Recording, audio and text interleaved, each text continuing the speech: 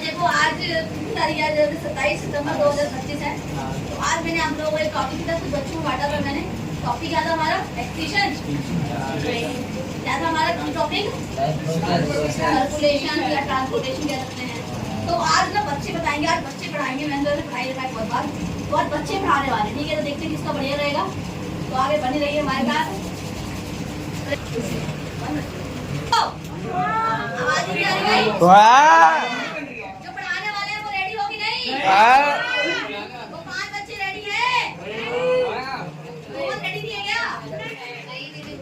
चलो ठीक है, मुझे पता है वो रेडी है, वैसे नहीं बोलती है, ठीक है। और बाकी पढ़ने वाले रेडी हो? ठीक है, चलो देखते हैं जो कब तक खाई जाता है। चलो देखिए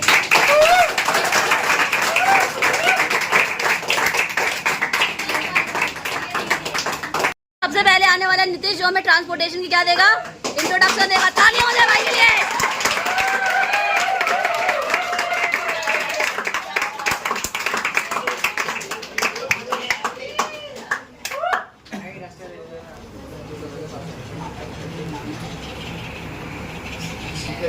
आज हम पढ़ने वाले हैं ट्रांसपोर्टेशन। ट्रांसपोर्टेशन क्या होता है? Transportation is the process of moving food और ऑक्सीजन और essential material to the different part of the body. मतलब क्या है ना, ट्रांसपोर्टेशन का मतलब ये होता है कि ट्रांसपोर्टेशन का मतलब होता है कि वो प्रोसेस जिसमें फूड और ऑक्सीजन और वाटर का और बाकी सारे ज़रूरी मटेरियल का ट्रांसपोर्ट करना हमारी बॉडी में, तो अलग अलग बॉडी पार्ट में, इसी को ट्रांसपोर्टेशन कहते हैं। और ट्रांसपोर्टेशन इन प्लांट में भी ट्रांसपोर्टेशन होता है, मतलब बहुत सारे इंपॉर्टेंट और एसेंशियल मटेरियल का ट्रांसपोर्टेशन होता है। और प्लांट में जो एसेंशियल मटेरियल का ट्रांसपोर्टेशन कराते हैं वो 2 होते हैं, जाइलम और फ्लोएम। जाइलम जो होता है हमारा वाटर को कंडक्ट कराते हैं ऊपर, और वो फ्लोएम होता है वो ऑर्गेनिक और फूड मटेरियल को कराते हैं। अब ऐसे ही हमारा एनिमल में भी होता है ट्रांसपोर्टेशन, जिसे हम सर्कुलेशन कहते हैं। और सर्कुलेशन के भी टाइप होते हैं, और बाकी जो इससे एक्सप्लेन करेंगे हमारे। बहुत बढ़िया है, बहुत बढ़िया।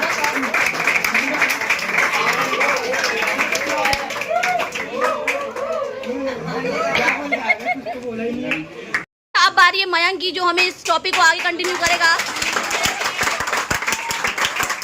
अरे भाई बोलने तो दो मेरे को। तो मयंक बताने वाला है आपको ट्रांसपोर्टेशन इन प्लांट के बारे में। किसके बारे में? तो ठीक है, ठीक है मयंक आ जाओ।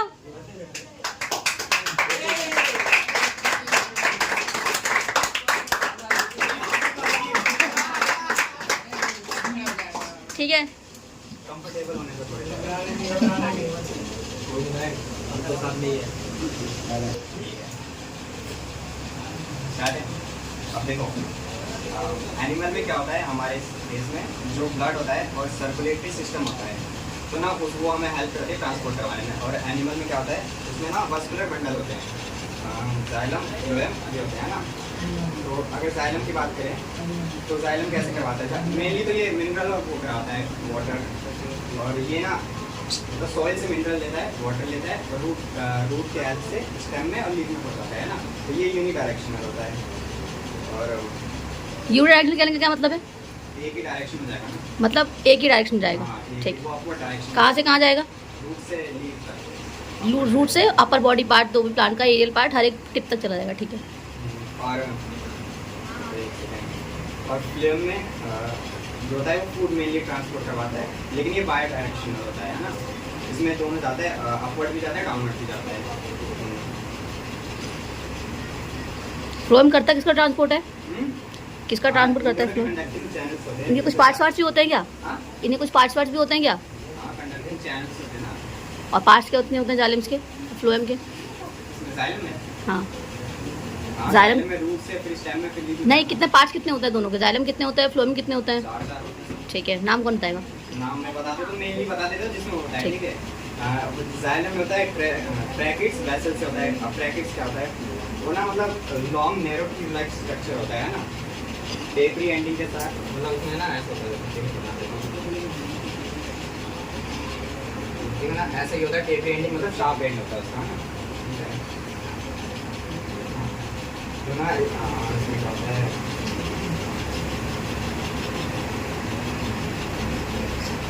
इसमें ना छोटे छोटे टिप्स होते हैं, फिक्स बोलते हैं। तो ना इसमें क्या होता है ना, जो वाटर है सेल टू सेल ट्रांसपोर्ट होता है, एक सेल के जस्ट आगे ही एक नेक्स्ट सेल होता है, उसको तो इसमें ट्रांसपोर्ट होता है। तो इसमें मेन होता है ये, और एक वेसल्स भी होता है।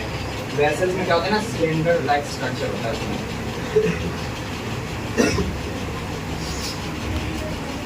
तो हम ट्रैकेट को स्पिंडल लाइक स्ट्रक्चर बोल सकते हैं और वेसल को एक ट्यूब लाइक बोल सकते हैं।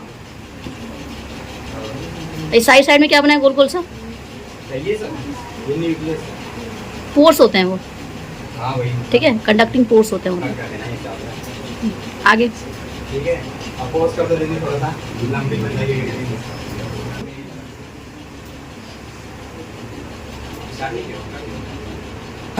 ठीक है,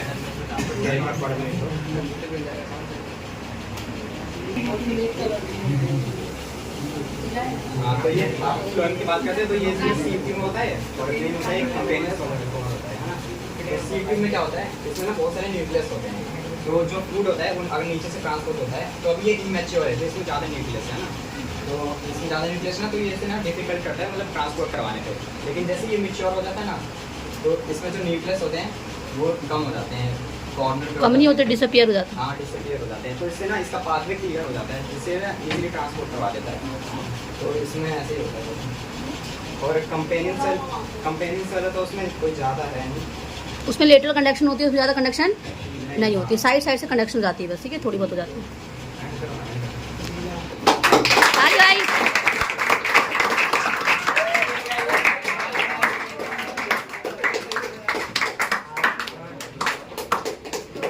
हमारा हार्ट को एक्सटेंड करने के लिए, ठीक है ठीक है।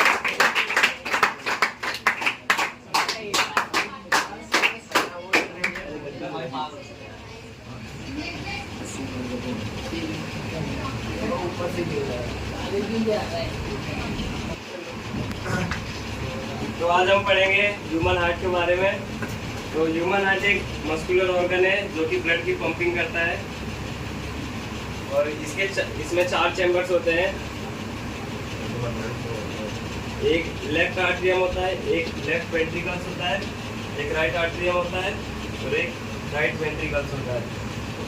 और इन दोनों को एक वॉल डिवाइड करते हैं, स्पेक्ट्रम बोलते हैं। और इसमें 2 वाल्व लगे रहते हैं, एक ट्राइकस्पिड एक बाइकस्पिड। बाइकस्पिड है जो एक गेट कीपर की तरह काम करता है, जो कि बस वो ब्लड को अलाउ करता है वन वे डायरेक्शन में। बस यही वीडियो बनी है। लंग से जो ऑक्सीनेटेड ब्लड आता है उसे वो एक वेन आर्टरीज लेके आते हैं, उसे पल्मोनरी आर्टरी बोलते हैं।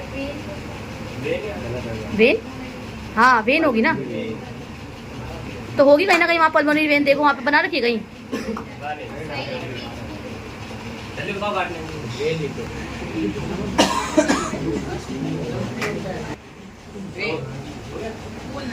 तो यहाँ पे थोड़ी सी गलती हो गई थी, मैंने आर्टरी लिख दिया था कि हाँ वेन्स होगा, ठीक है, हो जाए भाई।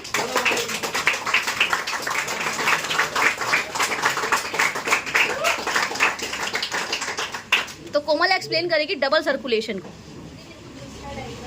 Hello everybody, my today's topic is double circulation, जिसमें we will know that कि कैसे वो ऑक्सीजन रिच जो ब्लड होता है वो हमारी पूरी बॉडी में ट्रैवल करता है, ताकि ऑक्सीजन की सप्लाई अच्छे से हो सके, ताकि एक एफिशिएंसी आए इन रेस्पिरेशन, और साथ ही साथ एनर्जी का प्रोडक्शन भी अच्छी तरीके से हो सके। एंड सेकेंड ऑफ ऑल, हम सभी जानते हैं कि ब्लड का एक काम ये भी होता है कि हमारी बॉडी से जो वेस्ट है वो बाहर निकाले, तो साथ ही साथ वो जो CO2 है उसका बाहर की साइड एक्सलेशन हो सके, which is also main thing. और ये सारी चीज़ें होती है during the procedure of double circulation. So first of all I am starting with the basics कि विद द हार्ट, कि हार्ट होता क्या है। इट्स अ रफली ट्रायंगुलर शेप ऑर्गन, मतलब not a proper triangular but रफली वैसे ही होता है। और साथ ही साथ इसकी जो मसल्स होती हैं वो बहुत ही स्पेशलाइज्ड मसल्स से बनी होती है, जो कि होते हैं हमारे कार्डियक मसल्स, उनसे बनी होती हैं। और if I am talking about the size of the heart, it is around our fist, हमारे मुट्ठी के अराउंड का ही होता है जो हार्ट होता है। और उसके बाद इसमें 4 कंपार्टमेंट्स भी होते हैं, चैम्बर्स कह सकते हैं हम, 2 ऊपर की साइड एंड 2 नीचे की साइड, जिनको हमने डिवाइड कर रखा है साइड बाय साइड देखा जाए तो राइट एंड लेफ्ट में सबसे पहले यहाँ होता है हमारा लेफ्ट आर्टियम और नीचे होता है लेफ्ट वेंट्रिकल। यहाँ है जैसे कि, और इधर की साइड होता है हमारा राइट एट्रियम और नीचे होता है राइट वेंट्रिकल। उससे भी पहले I wanted to tell that कि सर्कुलेशन सिर्फ एक ही तरीके का नहीं होता, यानी सिर्फ डबल सर्कुलेशन ही नहीं होता। और भी टाइप्स के सर्कुलेशन होते हैं, जैसे कि सिंगल सर्कुलेशन का हम टॉपिक, वो बेसिकली फिशेस में होता है। उसमें क्या होता है कि फिशेस में सिर्फ 2 ही चैम्बर होते हैं, 4 चैम्बर नहीं होते हैं। उनमें एक ही हार्टिया होता है और एक ही वेंट्रिकल्स होते हैं। तो क्या होता है कि जो ब्लड होता है ना, उसकी मिक्स होने की प्रोबेबिलिटी बहुत ज़्यादा होती है और ब्लड डीऑक्सीजनेटेड ही होते हैं उनके अंदर। और साथ ही साथ उनमें लंग्स प्रेजेंट नहीं होती, उनमें गिल्स प्रेजेंट होती है। तो वो गिल्स के थ्रू क्या करती है, अपना जो भी ऑक्सीजन की सप्लाई को और कार्बन डाइऑक्साइड को एक्सेल करती है। उसके बाद सेकेंडली होता है रेप्टाइल्स में होता है, हमारे रेप्टाइल्स और एम्फीबियंस में, उनमें भी डबल सर्कुलेशन ही होता है, बट उनमें 3 चैम्बर हार्ट होता है। उनमें 2 आर्टियाज होती हैं और एक वेंट्रिकल होता है, जिसकी वजह से नॉट एग्जैक्टली मतलब पूरा तो ब्लड जो है वो डीऑक्सीजनेटेड नहीं होता, बट सम एक्सटेंट कुछ हद तक हो जाता है वहाँ पे ब्लड हमारा डीऑक्सीजनेटेड। उसके बाद नेक्स्ट हम टॉकिंग सर्कुलेशन जो होते हैं वो ओपन और क्लोज भी होते हैं। अब ओपन सर्कुलेशन क्या होता है, बेसिकली जब वो ऑक्सीजन हम इनहेल करते हैं और हमारा ब्लड ऑक्सीजन रिच हो जाता है, उसकी ऑक्सीजनेशन हो जाती है, तो कभी कभी क्या होता है कि वो जो ब्लड है ना, वो हमारे सेल्स के बीच में जो स्पेस है, जिसको कि हम कहते हैं साइन्यूसिस स्पेस, उस गैप का नाम होता है साइन्यूसिस। तो उस गैप में जाके वो ऑक्सीजन रिच ब्लड चला जाता है, जिस वजह से प्रॉपर्ली हमारे सेल्स तक पहुँचता नहीं है, और इसे हम ओपन सर्कुलेशन कहते हैं। फिर सेकंड होता है हमारा क्लोज सर्कुलेशन, जो ह्यूमन बींग्स में होता है। उसमें क्या होता है कि जो ऑक्सीजन रिच ब्लड आता है वो अच्छी तरीके से हमारे सेल्स तक पहुँच जाता है पूरे प्रोसीजर के थ्रू, और एक ऑर्गन और हार्ट तक मतलब अच्छी तरीके से वो डिलीवर हो जाता है। So after this let's talk about the double circulation. Basically होता क्या है, डबल सर्कुलेशन इसीलिए कहा गया है क्योंकि इसमें एक तो पल्मोनरी सर्कुलेशन होती है और दूसरी सिस्टमेटिक सर्कुलेशन होती है ना। What is pulmonary circulation, what is systematic circulation? Basically pulmo जो वर्ड है ना, उसका मतलब ही लंग से रिलेटेड होता है। Whenever it's coming to bio, pulmo आता है, उसका मतलब समझ जाइए लंग से रिलेटेड है कुछ। तो पल्मोनरी जो हमारा सर्कुलेशन है उसमें लंग्स और हार्ट के बीच में होगा जो सर्कुलेशन होगा, और जो सिस्टमेटिक एक सिस्टमेटिक मैनर में हो रहा है। ऑब्वियसली कोई चीज़ सिस्टमेटिक मैनर से हो रही है तो हमारी बॉडी का तो उसमें काम जरूर आएगा। तो हार्ट और बॉडी के बीच में जब सर्कुलेशन हो रहा होता है तो हम उसे सिस्टमेटिक सर्कुलेशन कहते हैं। उसके बाद अब सर्कुलेशन स्टार्ट करने से पहले कुछ और पार्ट्स के बारे में मुझे बताना है, कुछ स्पेसिफिक पार्ट्स। जैसे कि सबसे पहले स्टार्टिंग विद एल्वुलाई। एल्वुलाई क्या कराता है, basically it's major function is to like gases of change of gases, ये कराता है, एक्सचेंज ऑफ गैसेस कराता है, जो कि बहुत ही मेजर काम होता है हमारे इस पूरे प्रोसीजर के थ्रू। उसके बाद one more thing that I wanted to tell that कि मैंने पहले बताया था, जो हमारा हार्ट होता है वो बना होता है स्पेशल मसल्स से, जो कार्डियक मसल्स होती हैं। अब हमारे बॉडी में जितने भी ऑर्गन्स हैं वो कहीं ना कहीं किसी न किसी से प्रोटेक्टेड है। तो हार्ट भी एक लेयर से प्रोटेक्टेड होता है, जिसे कि पेरिकार्डियम लेयर बोलते हैं हम। उसके बाद नेक्स्ट अगर डबल सर्कुलेशन में स्टार्ट करूँ तो उससे पहले लेट्स सी कि ऑक्सीजन पहुँच कैसे रहा है हमारे ब्लड तक। तो सबसे पहले मान लीजिए मैंने ऑक्सीजन को इनहेल किया, वो मेरे नॉस्ट्रल से नसाल कैविटी तक गया, वहाँ से ट्रिकिया से होते हुए मेरे ब्रोंकाई, ब्रोंकियल्स और फर्दर एल्वुलाई पे पहुँचा। अब एल्वुलाई मेरा कैपिलरी से ना पूरा घिरा हुआ है, तो क्या होगा वहाँ पे चेंज होगा गैसेस का।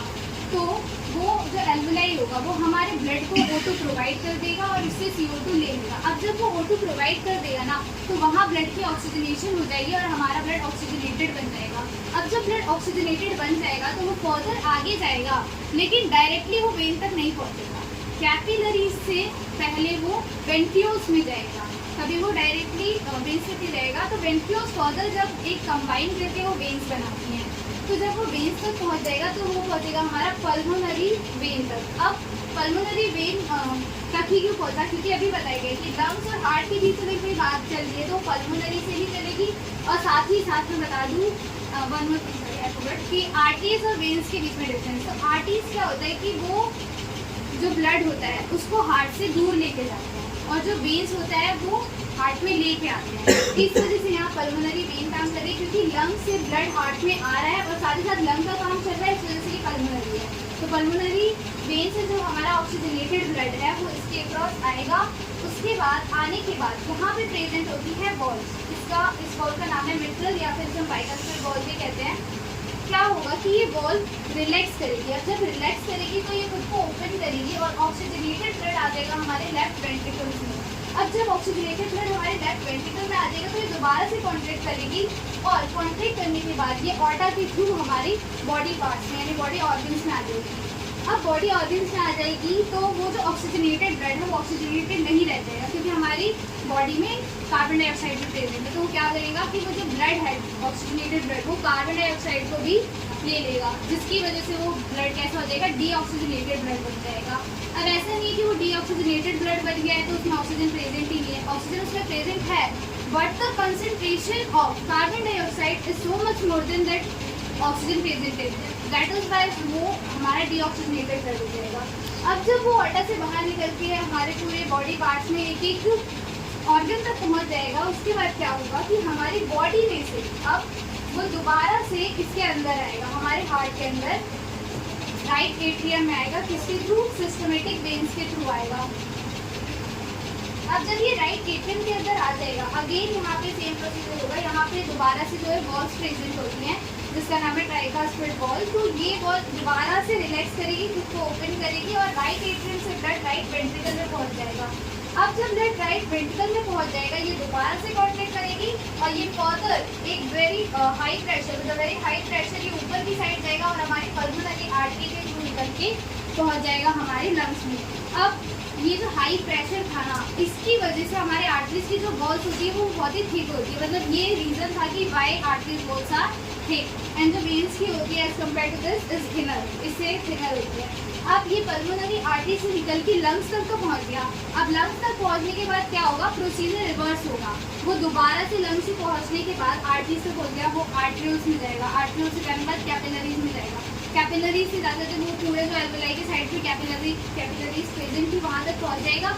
वहाँ पहुँचने के बाद क्या होगा कि वो जो एल्वेलाई था जो एक्सचेंज ऑफ गैसेस करा रहा था वो उस कार्बन डाइऑक्साइड को ले लेगा और अगेन से उसे ऑक्सीजन युक्त ब्लड बना देगा।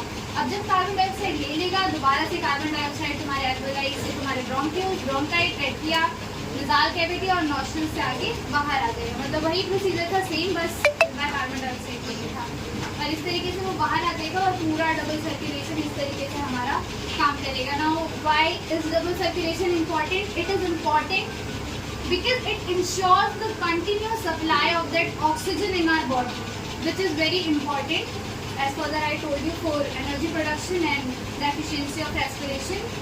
और so one more thing is it also like ensures the separation of oxygenated and deoxygenated blood, जो कि बहुत ज़्यादा ज़रूरी है। अगर वो ब्लड मिल जाएंगे, वन मोर थिंग कि ये जो ऑक्सीजनेटेड ब्लड और डीऑक्सीजनेटेड ब्लड है इन दोनों को डिवाइड करके रखता है हमारे एक बहुत स्ट्रॉन्ग सेप्टम कहते हैं। This is about double circulation. बहुत बढ़िया, ताली हो जाए भाई।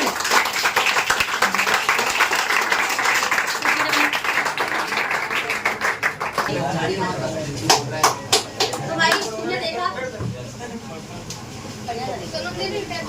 तो तुमने सुना और समझा। मेरे ख्याल से जो एक्सप्लेनेशन थी ना काफी बहुत ज्यादा बढ़िया थी।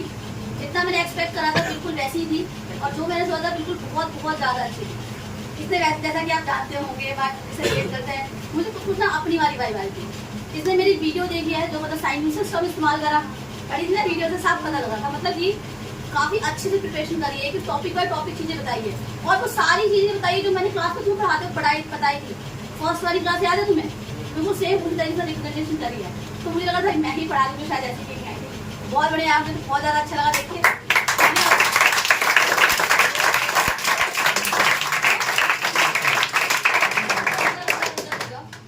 आप लोगों को कैसा लगा? मेरे को एज अ टीचर, क्योंकि देखो जैसे इसने एक्सप्लेन करा है ना, मेरे को ऐसा लगा था कि मैं ही एक्सप्लेन करी तुम लोगों को। चौक का कम इस्तेमाल करा, ज़्यादा यूज़ करा ही नहीं, नॉर्मल बातें बताई और ऐसे एक्सप्लेन करी कि आप लोगों को चीज़ें कन्वे हो रही थी। कि मेरे को इसकी एक्सप्लेनेशन से सारी चीजें लग रही थी कि हाँ ये मैसेज कन्वे कर पा रही है। अब आप बताओ, आपको समझ आया था अच्छे से? सबको समझ आया बढ़िया से? तेज बोल भाई। मजा आया? अच्छा पढ़ाया कोमल ने? फिर से गाने वाला जोर से।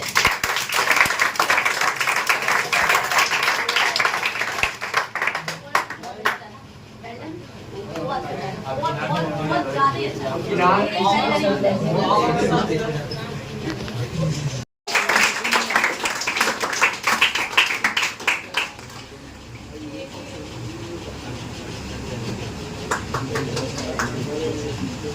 At last, we will talk about the blood pressure. Blood pressure, how it occurs. Blood pressure में क्या होता है? हमारा हार्ट जो होता है वो ब्लड को पंप कर रहा होता है थ्रू दी बॉडी। वो कुछ सब्सटेंसेस को डिलीवर करने के लिए ऐसा कर रहा होता है। सब्सटेंसेस जैसे कि ऑक्सीजन हो गया, न्यूट्रिशंस हो गया, ऐसे ऐसे वो एक ट्यूब के थ्रू कर रहा होता है। उस ट्यूब का नाम है ब्लड वेसल्स। अब ब्लड वेसल्स हम जानते हैं ब्लड हमारा फ्लो करता है थ्रू दी बॉडी। अब ऐसा एक मिनट, अब वो ब्लड जब फ्लो कर रहा होता है बॉडी के अंदर तो एक फोर्स क्रिएट करता है ब्लड वेसल्स की वॉल्स पे, इसलिए ब्लड प्रेशर होता है। अब ब्लड प्रेशर किन किन चीज़ों से हो सकता है? हमारे पुअर डाइट की वजह से, कंजप्शन ऑफ अल्कोहल, स्मोकिंग, ज़्यादा वेट होने की वजह से। अब ब्लड प्रेशर फर्दर दो तरीके होते हैं। जब ब्लड प्रेशर इंक्रीज कर रहा है तो सिस्टोलिक ब्लड प्रेशर, और जब ब्लड प्रेशर डिक्रीज कर रहा होता है डायस्टोलिक ब्लड प्रेशर। इनमें भी फर्दर कुछ रेंज होते हैं। सिस्टोलिक ब्लड प्रेशर का रेंज होता है 80 से 120 HHMG तक, और normal blood pressure diastolic pressure की बात करी जाए तो वो 60 से 80 तक होता है। अब ब्लड प्रेशर जो होता है वो वेरी कर रहा होता है हर एक ऑर्गन ह्यूमन बॉडी के अनुसार। ब्लड का वॉल्यूम कैसा है, हार्ट उसको पंप किस तरीके से कर रहा है, और उसका रेसिस्टेंस कैसा है, ब्लड किस तरीके से फ्लो कर रहा है। अब ब्लड प्रेशर को फर्दर दो तरीकों से मेजर किया जाता है, मैनुअली और इलेक्ट्रिकली। मैनुअली के लिए हम यूज करते हैं ब्लड प्रेशर कर्व, और इलेक्ट्रिकली के लिए हम करते हैं स्फैग्मोमीटर। वो प्रोनाउंस करने में दिक्कत होगी मेरे को। कोई बात नहीं, कोई बात और इसको हम ट्रीट कैसे कर सकते हैं, इसको सही कैसे कर सकते हैं? तो इसको हम हेल्दी डाइट लेकर चेज कर सकते हैं अल्कोहल को, स्मोकिंग ना कर कर, अच्छी डाइट खाकर।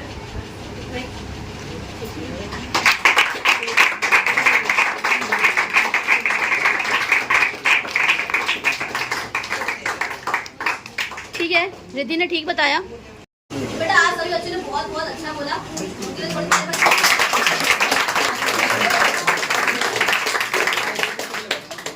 ठीक है।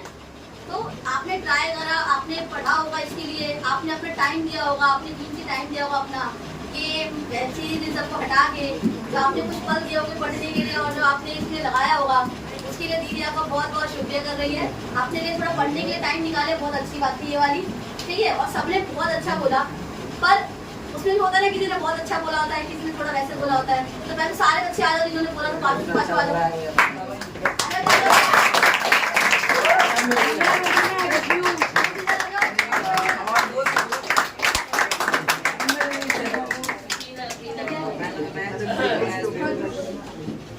तो ये वो 5 बच्चे थे जिन्होंने बोला था।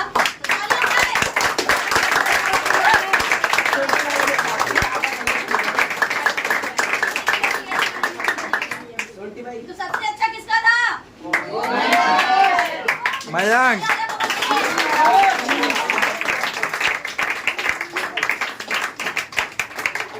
इसके बाद आप लोगों को किसका ठीक लगा? नितेश।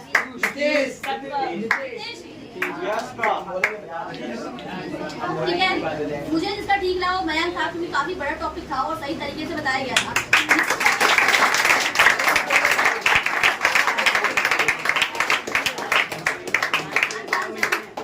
उसके बाद बाकी बच्चों ने काफी अच्छा बोला था। मैं ये नहीं कहूँगी वो काफी बेकार बोला, मुझे उन्होंने ट्राई करा, उन्होंने बोला काफी सही बात है। लेकिन कोमल का सबसे ज्यादा इसलिए था क्योंकि इतना बड़ा टॉपिक जो लोगों को समझ नहीं आता, बट स्टिल शी रॉक्स, उसने बहुत अच्छा किया है ना। उसके बाद मयंक का टॉपिक भी बड़ा था, बट उसने भी काफी अच्छा बोला। जितना बोला उतना, देखो ये नहीं करता किसने कैसा बोला, सही मैसेज डिलीवर हुआ, ठीक है। तो दोनों में ना जो ट्रांसपेरेंसी थी, जो एक्यूरेसी थी, दोनों की 100% थी। भले उन्होंने कितना भी टॉपिक डिलीवर किया। नीतीश कुछ बातें छोड़, मतलब कोई थोड़ी बातें उसकी रह गई थी, बट सिर्फ उसने 80% सारी चीज़ें डिलीवर करी। रिद्धि की थोड़ी सी चीज़ें मिस्टेक हो गई थी, मैंने आपको समझा दिया, अगर सबको क्या मिस्टेक हुई थी। बाकी रिद्धि ने भी काफ़ी अच्छा बोला, समझ गया मेरी बात। तो जैसे मैंने बोला था मैंने कुछ देने वाली हूँ तो मैं दे रही हूँ उनको, ठीक है। तो ये तुम्हें देना, किसी और को मत देना भाई, ठीक है।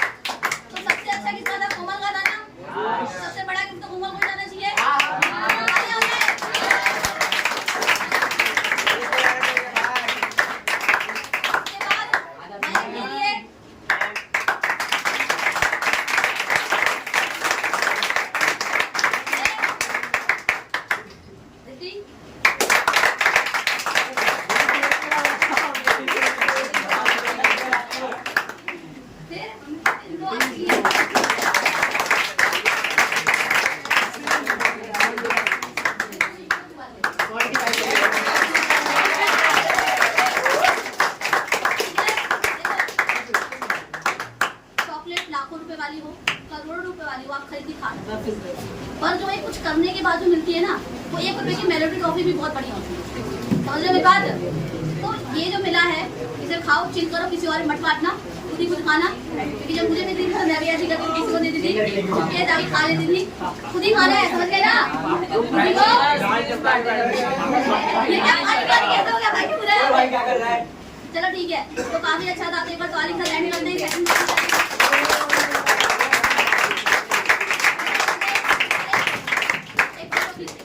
क्या दीदी?